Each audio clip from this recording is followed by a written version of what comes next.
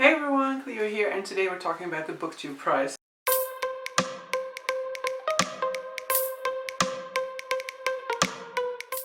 So, the Booktube Prize is a community-led prize, which is organized through the channel Barter Hordes. The Booktube Prize can be followed through its own separate channel, which I will have linked down below.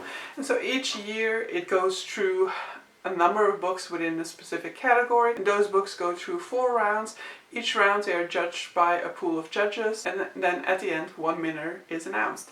So the categories that are active for this prize are fiction and non-fiction, and this year an extra category was added to that list, and that is the translated fiction category. And so when I saw that they were doing translated fiction, I was like, okay, I need to get on there again, and so I need to judge this year. And so my experience judging for the Translated Fiction Prize this year was a little bit mixed. I don't think, there were a few books that I would have picked up on my own, but a lot of the translated fiction was sort of like the fiction that wouldn't really interest me, but that's of course always the case when it comes to reading for a prize. Specifically, there are always going to be books that are to your liking more than others, or that more specifically suit your reading than others. And so this year, especially in the final, I was just a little bit unlucky, but we'll see whether I continue to judge next year. I kind of want to avoid settling down to such big commitments next year, so potentially I won't do it, but yeah, we'll see. First up, we're here for the final round of the Booktube Prize 2022, the translated fiction category. So for this one I had to read 6 books, but in reality I only read 5 because I had already read one of them in my previous round. So in May, June I already did a round of the Booktube Prize judging, and so in that case I read The Art of Losing by Alice Zeniter, and so that one was actually my 5th place, so I didn't really gel with it all that well. And when I go through my new ranking, you will see that that didn't really change all that much. Of the other books that made it into the finals, I only knew one of them, and it was actually one that I had very little interest in reading myself, but so it wasn't the best start, but here we go. So in 6th place I placed The Art of Losing by Alice Zeniter, translated by Frank Wine. So this is a book that takes place across 3 generations in 2 locations, Algeria and France. So we're looking at the first generation is basically a guy who spent most of his life in Algeria, and then he emigrated with his family to France. And then we look at his son, who was born in Algeria but spent most of his life in France, and then his granddaughter, who spent all of her life in France. And so it very much deals with immigration, emigration, with refugee status, and with the way in which and with identity linked to those topics. However, I've read quite a few books that fall along those lines, and this book didn't really feel new to me. It didn't really do anything special. It didn't feel different than those other books that I had read, and so in that regards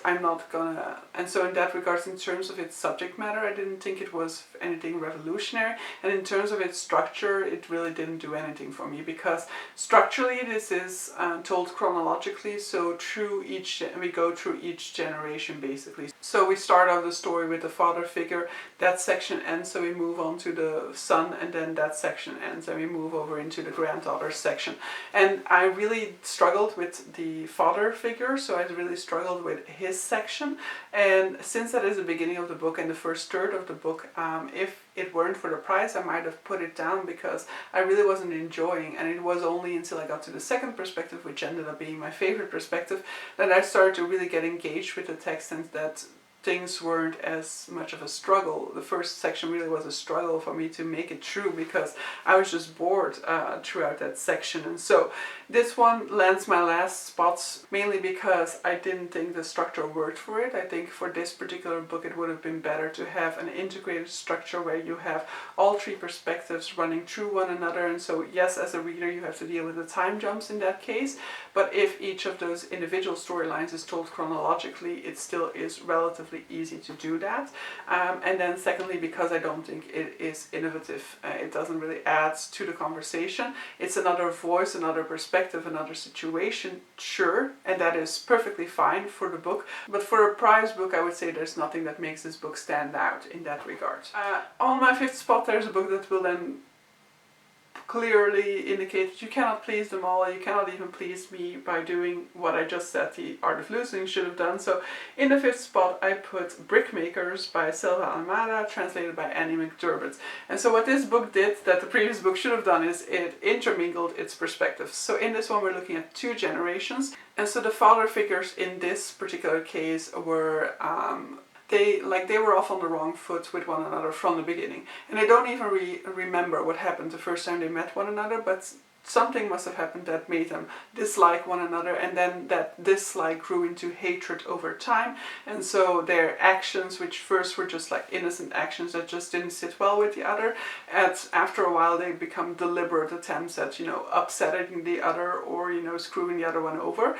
And then this conflict kind of gets inherited to some extent by their sons. Initially their sons know one another without having this whole context behind them, and so they are very big, and so they become very close friends with one another. But this friendship eventually dwindles to the point where at the very beginning of this novel we meet up with the sons of this conflict as they have just stabbed one another and they are lying on the ground at a fair, bleeding to death basically. And so it's a story that intermingles many layers. So we have the layer of the stories of the fathers, we have the stories of the young boys, we have the story of them lying, bleeding out, and all of those are intermingled within each chapter. Each chapter has multiple perspectives, multiple timelines, and throughout the story there is just no chronology to this. It is constantly blending certain events. You learn about certain events early on, but then you see scenes that take place before and after that event at different stages throughout the book. So it was never clear, the chronology within this book, and I really struggled with that. I struggled to fully grasp the chronology of what had happened, and as a result I also struggled to fully engage with it. There were definitely, I very much enjoyed the boys timeline story, for example, so that one definitely got me interested, but overall I was just not fully interested enough, and being lost throughout every single chapter just made it that I just gave up on putting in the effort basically. And so with this one I put it over The Art of Losing, because while this one also didn't necessarily engage me a whole lot, it did definitely do something interesting with the style. It's just something that didn't work for me, but at least it is a very clear stylistic choice and a very clear intent that just didn't work for me personally. In 4th place I put the only book that I physically own, which is How to Order the Universe by Maria Jose Ferrara, translated by Elizabeth Breyer. This one is not available as an ebook, so I had to purchase it. In this one, basically, the problem with this one is basically the background, because in this one we are following a young girl as she grows up in Chile. Her father is a salesman. She is often kind of neglecting her school duties in order to be able to accompany him and learn more about his life and about his craft basically. So she also starts to help him out with selling stuff and things like that.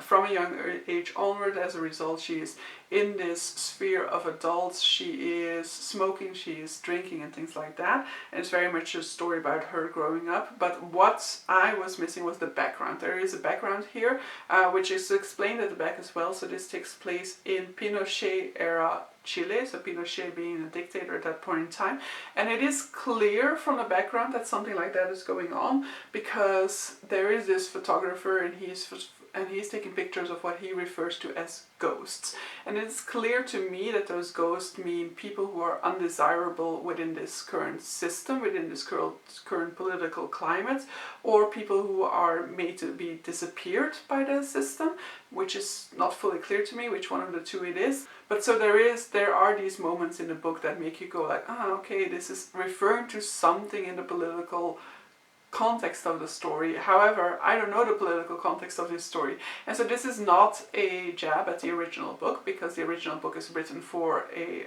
Chilean public, I'm assuming. It is written to a Spanish-speaking context in any case, and you know, an author writing to their own public does not need to explain the background that is known to all of them. For example, if you are a Belgian writer and you're writing about the Outtro case, for example, you don't need to give background. People know people know who Outtro is.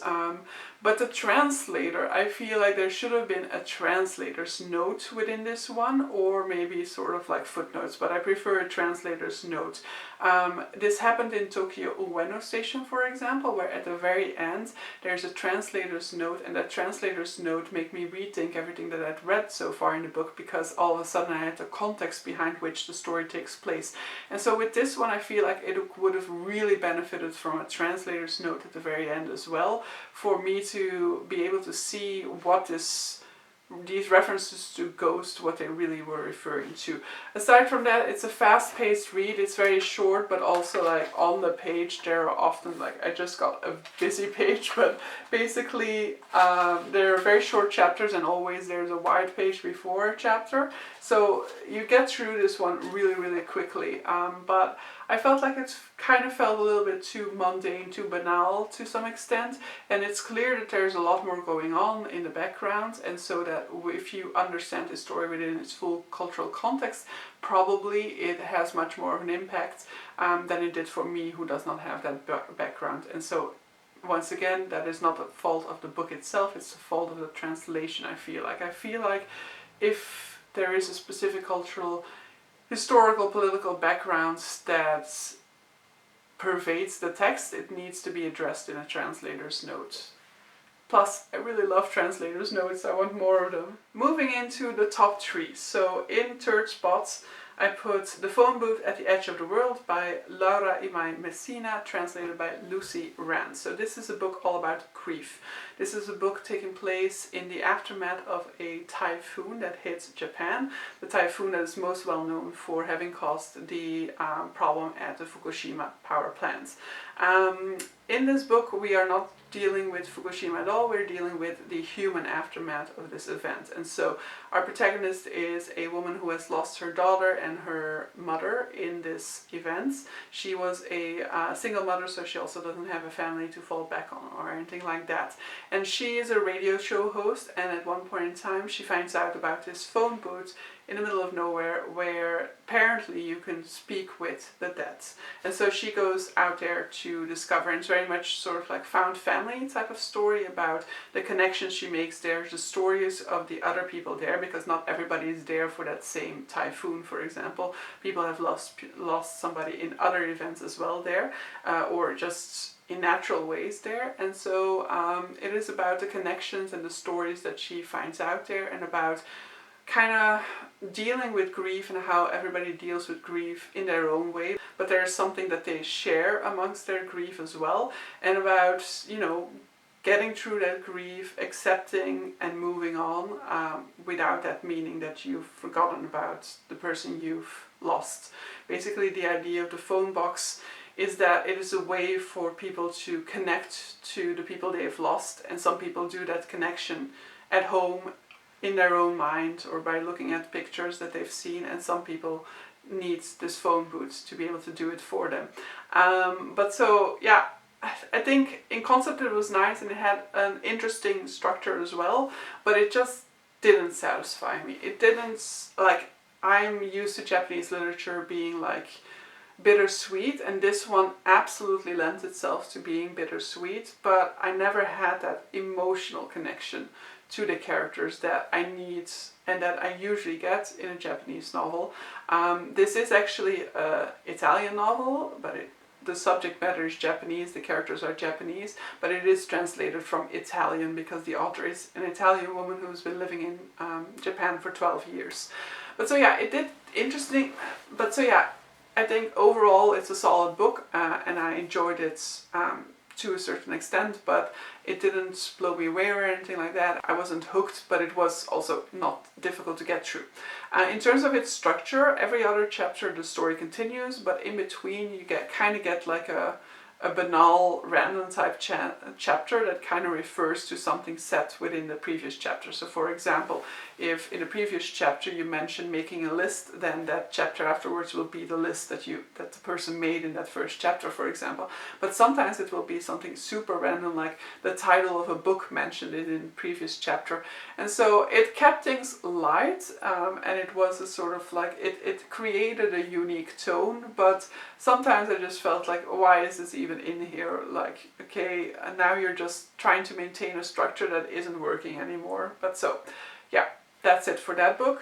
Second place, somewhat surprisingly, because throughout the month I didn't necessarily think this was going to land there, is Disquiet by Sufi, Livaneli, translated by Brendan Freely. This book takes place in the border region between Turkey and Syria, and our protagonist is an journalist working in Istanbul who is originally from that region, and so when he finds out that one of his childhood friends has been murdered, he travels back to the region to find out what exactly happens. What really works for this one is the way it's structured. So in this one, the story is kind of unfurled throughout. You basically get puzzle pieces. With every person that he talks to, he finds out more about the circumstances leading to this person's death. Basically it all kind of started when he was in a refugee camp, and where he met this young woman from a religion that's like heavily persecuted, and I've since forgotten what religion it actually is, but so that kind of is the catalyst that started it all. And so with every person he interviews, you kind of find out more about, you know, what happened, the relationship he had with that woman, the religion that she's a part of, and the puzzle pieces kind of just keep on building until you get a full picture, more or less. And so I enjoyed the way that that was structured, the way that you kind of uncover the full story throughout. It kept the intrigue relatively high throughout it, and I really enjoyed the writing style for this one as well. So this one managed to engage me more or less throughout, and I think it uses an interesting structure throughout as well. But so yeah, that one ended up being on my number 2 spot. And then my number 1 spot goes to The Anomaly by Hervé Letellier, translated by Adriana Hunter. So this is an interesting one, but it also doesn't fully work for me. None of the books fully worked for me, I guess. I think Disquiet might be the best sort of like full novel for me, but I think The Anomaly in certain parts really worked a lot better for me even. The Anomaly is the type of book based on the premise that I would be picking up myself, and if this book was cut down a little bit, I think it would have been Chef's Kiss. So in this one, basically the beginning is one of the worst things for me. Like the very first chapter was amazing. I was immediately hooked. I was immediately like, ooh, I'm actually gonna love this one. But then it kind of lost me. So the beginning is basically, let's say 11 chapters. I don't know how many chapters long it is, but so for each particular character that we will be following, you get one chapter in which you're introduced to them, and then it becomes clear after a few chapters that all of them have one thing in common, and that is that they were on a flight from France to New York that went through heavy turbulence in March. And so they all landed. It seems like it had no impact on their life, more or less, and it kind of talks about, you know, their lives before the event itself, and then the sort of like direct aftermath. However, sort of 40% into the novel, which isn't a spoiler because it's in the premise, and I think it's the only way you're ever going to pick up this book, but 40% into this book, a second version of the same plane lands. So duplicates of all the people who were on that plane land, but 3 months after they've actually taken off. And so duplicate planes exist, duplicate people, and the government kind of isolates them to kind of discover, like to kind of try and figure out what happened, to try and figure out, are these people really exact matches of one another or not, and to kind of figure out how to proceed, you know, how are they going to handle this situation. And so the book kind of explores this reality, you know, what happens when a duplicate version of yourself lands, because, you know, you have your life with your things, with your possessions, your family, and so if a duplicate version of yourself lands, then that person is in principle entitled to those self-same things, but you cannot really share them neither, because, you know, this person is not supposed to be part of your life. And so it raises interesting questions. So for example, we have this mother who was on the plane, and so when her duplicate lands, all of a sudden she becomes very protective towards her child, because she's like, this woman is going to try and take my child away from her from me, whereas, you know, this child is indeed also her child. So it raises really interesting questions about that. Aside from that, it also kind of goes into the religious, philosophical, kind of looking at, okay, but, you know, if only God can create, and what is the status of these new sort of duplicates? And we see kind of the reaction that religion has towards these events, and the differences between these sort of like leaders of religion and the ordinary people living out religion day to day. So leaders might give one perspective on the matter, but then as it is brought to the attention of the general public, different reactions emerge, and all in the name of religion. And so, yeah, I found that just to be really interesting. Another interesting thing that it goes into is the simulation theory, the idea that we are all just pawns in some sort of a big simulation, and none of this is really real. Some people in this book say that, you know, the landing of the second plane is a proof of the fact that we are all just living in a simulation, which then creates a lot of problems because people just get like discouraged, because they're like, okay, but if none of it has meaning, then why am I even going through it?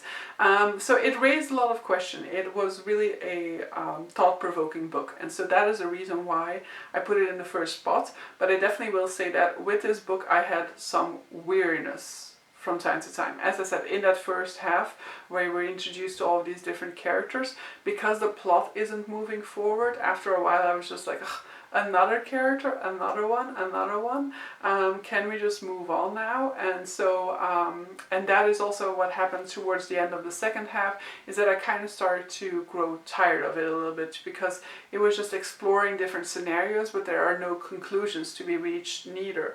And so I think with a few less characters we could have narrowed down that first section, and it would also have narrowed down the second section, and it would have kind of gotten rid of that fatigue to some extent. So, but all in all, this is the one that I find the most interesting, because it made me think. It's the one book that I had the most critical engagement with, the one book that made me engage with, that made me think about the content the most. And that is basically what I'm looking for in a book most of the time. I want to have some sort of an engagement with the book, and preferably I want to be thinking critically about the book or the content of the book. The book needs to be raising questions that I find interesting to explore, and that is the case for The Anomaly. But so yeah, with that, we've gone through all of them. That is my order. I have not seen an announcement for when the results for the prize are gonna be announced. Hey guys, I just ate pasta, so if there's like pasta sauce all over me, please forgive me. But I am in desperate need of rounding off this video so I can actually post it. But so, the results were: in third position, The Brickmakers; in second position, The Art of Losing. Yeah, I know. But in first position, The Anomaly by Hervé Letellier. So I am quite happy with those results. I expected The Art of Losing to get pretty high because, you know, I personally didn't think much of it, but it did survive 2 rounds after I had wanted it to be voted out. So I was already quite aware that probably quite a lot of people actually enjoyed it a whole ton. And it did also win some sort of a prize in France as well, I think, when it was published. So yeah, I wasn't surprised. I personally didn't want it to win, but so I'm very happy to see it in that second spot. It definitely, I don't resent it for having that second spot. I would have somewhat resented it for the first spot, but so The Anomaly made it there, and I'm happy with that. So yeah, so much for the Booktube Prize of 2022. Definitely, if you're interested in taking part in this prize experience, then keep an eye on the channel for the Booktube Prize, because I think in October, maybe in November, he was going to post the next call for judges for the Booktube Prize 2023. But so yeah, I hope you guys enjoyed this video. See you guys for the next one. Bye!